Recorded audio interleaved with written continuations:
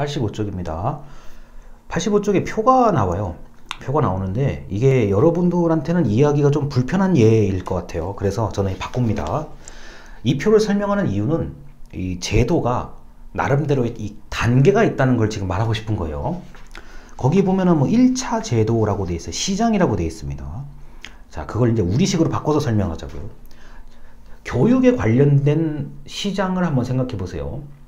제가 당장 머릿속에 떠오르는 것은 학원입니다. 자, 학원, 그리고 인터넷 강의 듣는 분들도 많잖아요. 그 인강을 어떻게 제작하는 회사들이 있을 수 있죠. 이런 것들이 바로 학습 시장이죠. 그게 1차적인 어떤 제도라고 보실 수가 있고요. 그 다음에 2차 제도의 대표적인 거는 학교죠. 뭐 대학교, 초등학교, 고등학교, 중학교 이런 것들 다 학교입니다. 자, 대학생들도 학원에 자, 직접 가서 듣거나 아니면은 온라인으로 듣는 경우가 아주 많죠. 그 다음 3차 제도는 굳이 교육의 예를 따지자면 교육부라고 할 수 있습니다. 그래서 제도가 그 가장 밑바닥에서 움직이는 제도가 있고 그 다음 게 있고 그 위에 있는 게 있다는 거, 이렇게 생각하시면 되겠습니다. 뭐 이렇게 어렵게 얘기할 건 아닐 것 같고요. 자, 그리고 넘어갑니다. 자, 87쪽인데요. 87쪽에 이제 맨 아래에서 5번째 줄입니다.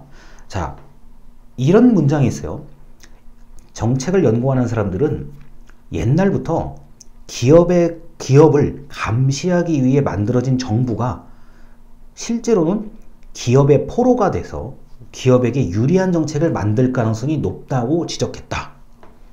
자, 그래서 이런 기관을 감시하는데 또 거래 비용이 발생하고 실제로 감시를 통해서 국민의 이익을 위해서 일하도록 통제하는 게 쉽지 않다라고 되어 있습니다. 자, 이게 뭐냐면은 이게 우리나라의 이 교육 문제가 여기에 좀 어느 정도 해당이 되죠. 정부가 이 시장, 여기서 말하는 기업은 시장 영역입니다. 뭐 기업도 포함이 되고 뭐 이익 단체도 포함이 되고 시민 단체도 포함이 되고 이 나름대로의 그 목소리를 내는 사람들이 여기서는 기업이에요. 정부가 이제 어느 정도의 뚜렷한 방향을 가지고 가는 게 아니라 이러한 기업이나 각종 단체들이 원하는 방향대로 정부가 정책을 만들어낼 가능성이 있다고 지적을 한 겁니다. 자, 그래서 이런 그 87쪽에 아래에서 5번째에 하는 이 말씀드린 거는 이런 기업, 그리고 뭐 시민단체, 이익집단 등등이 정부를 자, 오히려 설득하고 로비하고 설명하고 그래서 자신들의 이해관계에 맞는 정책을 만들도록 했다라고 이제 말을 하는 내용이거든요. 자, 이 굉장히 중요한 이론입니다. 그래서 88쪽의 맨 위에 줄이요. 거기 이제 스티글러 1975년 돼 있는데, 자, 이걸 주장을 하셔가지고 노벨 경제학상을 받습니다. 스티글러는 기업과 이익 집단은 정부의 정책을 자기의 편으로 만들 때 경제적으로 상당한 이익을 기대할 수 있다. 자, 지금 88쪽이 위에서 2번째 줄까지 읽었습니다. 자, 그래서 오히려 이 담당 공무원보다 자, 이 일을 담당하는 어떤 그 정부 사람들보다 기업에 있는 사람들이 훨씬 더 많은 정보력을 가지고 있고 지식을 가지고 있어요. 그래서 정부에서 오히려 설득당하기가 좋다라는 이런 우려가 있습니다. 저도 이 말에 어느 정도 동의합니다. 자, 그래서 이러한 이야기들을 이제 우려가 된다. 왜냐하면 정부가 많은 국민들을 위해서 일을 해야 되는데 그게 아니라 특정한 사람들의 특정한 집단의 영향을 받아서 그 집단에 해당되는 정책, 유리한 정책을 만드는 거 아니냐. 이게 이제 우려스럽다는 겁니다. 자, 뭐 틀린 말은 아닙니다. 그리고 상당히 좋은 언어로 말로 포장되어 있는 것 같지만 실제로는 특정한 사람들을 위해서 특정한 집단을 위해서만 정책이 이루어지는 경우들도 안타깝지만 있습니다. 자, 그리고 90쪽입니다. 90쪽의 위에서 7번째 줄이요. 자, 사람 이름이 나오죠. 자, 앤서니 다운스, 유명한 학자입니다. 자, 다운스와 같은 사람들은 다수 국민의 이익에 봉사하기 위해서 정치를 하는 게 아니라 정치의 수단으로 정책이 있다. 정책은 단지 선거에 이기기 위해 만들어질 뿐이라고 경고한다. 자, 이해가 안 되실 수 있어요. 근데 이건 이렇게 생각하면 됩니다. 자, 내가 당선되면 뭐를 하겠다, 뭐를 하겠다, 뭐를 하겠다. 근데 그게 지켜질 수도 있지만 좀 허황된 것도 있어요. 허황된 게 있어요. 좀 말도 안 되는 것 같은데? 이런 게 분명히 있어요. 그리고 할 수 없는 거.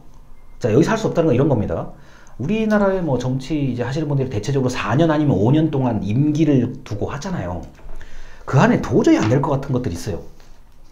자, 그런데 뭐 그렇게 난 이걸 내가 당선되면 이거 할 거야, 내가 당선되면 저거 할 거야, 이게 이제 단순한 정치적 도구로 사용될 위험이 있다는 얘기를 하고 싶은 거죠. 자, 그리고 그 90쪽에 그 약간 중간 위에 영어 단어가 하나 나와요. 아이언 트라이앵글이라는 단어가 나와요. 철의 삼각관계라는 아이언 트라이앵글이라고 얘기를 합니다. 자, 그 부분을 좀 읽어 드릴게요. 자, 국회의 상임위원회, 이익집단, 관련된 정책 관료, 자, 공무원이 상호 이해관계로 얽혀 있다는 점을 비유적으로 말하는 철의 삼각관계. 자, 삼각형이 굉장히 단단하다는 거예요. 자, 국회의 일부 위원회, 그 다음에 아주 많은 정보와 지식을 가지고 있는 담당 공무원, 자, 그리고 뭐 이익집단, 대체적으로 이럴 땐 기업이나 협회, 뭐 아주 전문성이 높은, 그리고 많은 이익을 벌어들이는 그런 기업이나 집단을 의미합니다. 솔직히 이 철의 삼각형, 이 삼각형이 그만큼 단단하다. 어떻게 단단합니까? 외부에서 어떤 아무리 영향을 주려고 해도, 그리고 영향을 받는다고 해도 잘 부서지지가 않아요. 흔들리지가 않는다고요. 자, 이래서 얻는 것은 뭐예요? 자, 정치인은 정치인 나름대로의 이익을 얻고, 기업이나 집단은 그 나름대로의 이익을 얻어요. 그리고 담당 공무원도 자기가 원하는 바를 얻을 수가 있죠. 그래서 철의 삼각관계라는 이 말은 굉장히 오래전부터 설득력이 높습니다. 자, 그래서 이렇게 뭐 얘기를 할 수가 있고, 그리고 이제 지금까지 말씀드린 얘기들은 공익을 가장한, 자, 우리 국민을 위해서, 주민을 위해서, 말은 참 좋은데 좀 이렇게 조금 더 깊게 생각해 보면 특정한 사람, 특정한 집단만을 위해서 정책이 이루어지고 있다. 이거를 지적하고 싶은 거예요. 그리고 이 얘기는 어느 정도 설득력이 있습니다. 자, 이제 92쪽입니다. 92쪽에 그 위에서 8번째 줄이요. 위에서 8번째 줄. 일상적인 지역 정치 속에서 자신의 도덕성과 능력을 검증받아야 될 이유가 없다. 자, 정치인의 도덕성이나 능력을 일반 주민들이 알기가 쉽지는 않아요. 아주 뭐 본인이 진짜 일을 잘하거나 진짜 일을 못하면 뉴스에 나오고 이러면 모르겠는데, 그게 아니면 알 길이 별로 없습니다. 자, 그래서 그 다음 문단이요. 92쪽의 두 번째 문단입니다. 간단히 말하면 유권자는 정확한 정보를 얻을 수 있는 기회 자체가 별로 없다라고 되어 있어요. 자, 이제 뭐 선거에 해당이 되시는 분들이 있을 겁니다. 그럼 정당의 공약 같은 것들 이제 볼 수가 있어요. 집으로 배달되잖아요. 자, 뭐 신상 명세, 간단한 이력, 그 다음에 공약, 내가 당선되면 하겠다, 내가 당선되면 하겠다, 또는 제가 지금까지 이렇게 일을 해왔으니 앞으로 이런 걸 하겠다, 뭐 요 정도예요. 그 개인의 인품, 그러니까 성격, 뭐 철학, 이런 거는 그 공약 그 몇 장 가지고는 도저히 알 수가 없어요. 물론 그 어떤 특정한 정치인하고 개인적으로 친분이 있다 그러면은 이제 짐작을 할 수가 있는 거죠. 그렇지만 대다수의 국민들이 감시할 정도로 그 후보자, 정치인을 알 수가 없습니다.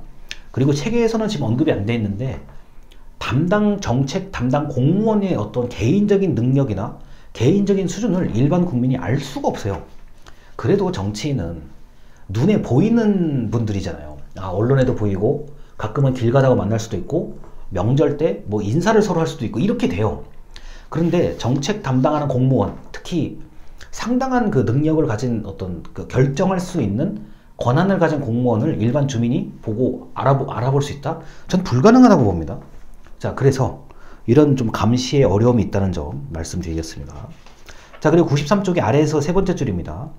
감시자의 악순환 문제를 해결할 수 있는 것은 비공식 제도. 자, 비공식 제도라는 말 대신에 컬처, 문화예요, 문화. 야, 저 사람이 감시를 잘할까? 이 감시 잘하는 사람을 감시하려고 또 만들어요. 야, 이 사람이 감시를 잘할까? 또 만들어요. 이게 그러니까 악순환이 반복되는 거예요. 그럼 어떻게 됩니까? 지난주에 얘기했었던, 지난 영상에 얘기했었던 거래 비용이라고 얘기하잖아요. 우리 여기 지금 외국인 학생분들도 있고 한데, 거래 비용에 정 이해가 안 되면은 제가 지금 얘기를 해드릴게요. 자, 야, 너 이 사람 감시할 테니까 월급 받으면서 잘 감시해. 야, 얘가 일 잘하는지 너 월급 줄 테니까 감시해. 자, 월급이 계속 나가잖아요. 거래 비용이잖아요. 감시하는 사람을 감시하는 비용, 월급 줘야 되잖아요. 감시하는 사람을 감시하는 사람은 감시해야 되잖아요. 월급 또 줘야 되잖아요.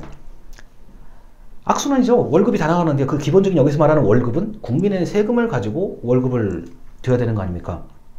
자, 그러다 보니까 이런 악순환을 해결하는 것은 사실 문화예요. 시간이 엄청나게 오래 걸리고 뭐 이렇게 글자로 나타나 있는 건 아닌데 문화의 역할이 무척 중요하다라고 할 수 있겠습니다. 자, 이제 다음 영상에서 그 마지막 이번 주차의 마지막 내용을 좀 말씀드리겠습니다. 들어주셔서 감사합니다.